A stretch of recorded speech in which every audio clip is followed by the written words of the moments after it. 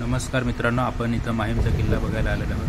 की किल्ल्याच्या पाठीमागील बाजूला जी भिंत आहे ती थोडीशी भिंतीची पडझड झालेली आहे. त्याच्यामध्ये एक जी शिला आहे, कमीत कमी 4.5 फूट असेल, ती कशी आहे ते बघू शकता मित्रांनो. हा पाठीमागील जो आहे तो किल्ल्याचा भाग आहे. या किल्ल्याच्या बाजूला जे आहे ते खंदक आहे. या ठिकाणी खंदक आहे आणि आतील साईडला जे भिंती आहेत त्या भिंतीची कशी रचना केलेली आहे. हा खंदक बघू शकता मित्रांनो. हा जो आहे हा खंदक आहे. या